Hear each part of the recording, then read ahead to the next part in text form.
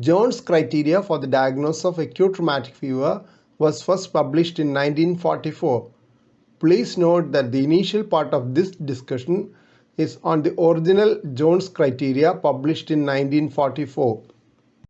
Major manifestations described in that paper were carditis, arthralgia, chorea, subcutaneous nodules, and recurrences of rheumatic fever.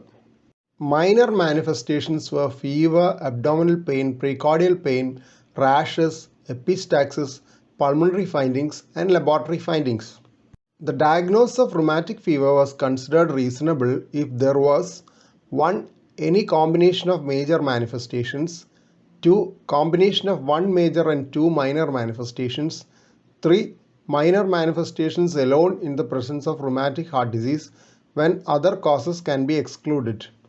Over the years, the original Jones criteria for the diagnosis of rheumatic fever have been revised and modified several times. The 1992 update was by a special writing group headed by Dajani A.S. According to the 1992 update, the major manifestations were carditis, polyarthritis, chorea, erythema marginatum, and subcutaneous nodules. The minor manifestations were grouped into clinical findings and laboratory findings. The clinical findings were arthralgia and fever. The laboratory findings were elevated acute phase reactants like ESR-CRP and prolonged PR interval on ECG. In addition, supporting evidence of antecedent group A streptococcal infection were included, positive throat culture or rapid streptococcal antigen test, and elevated or rising streptococcal antibody titer. The presence of 2 major manifestations or of 1 major and 2 minor manifestations indicates a high probability of acute rheumatic fever if there is evidence of a preceding group A streptococcal infection. In 2000, another working group chaired by Patricia Ferrieri was set up by the American Heart Association to see whether further revision was required. They were of the opinion that there was no need to revise the criteria for the diagnosis of first episode of rheumatic fever. They also concluded that although echocardiography was useful in the evaluation of rheumatic heart disease, the evidence did not favor including echocardiographic findings as major or minor diagnostic criteria.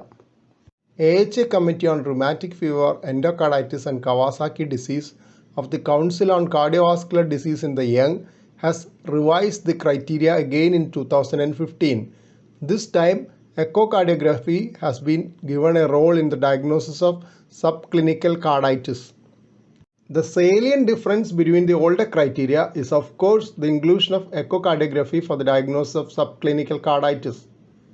They have suggested specific echocardiographic criteria for diagnosing rheumatic valvular regurgitation of the mitral and aortic valves. In case of rheumatic mitral valve prolapse, it may be noted that only the leaflet tip will bend into the left atrium, unlike the body of the valve leaflet in classical mitral valve prolapse. Another important highlight is inclusion of monoarthritis and polyarthralgia as potential major criteria in populations with moderate to high risk of rheumatic fever. Low-grade fever has also been included in the minor criteria in such populations.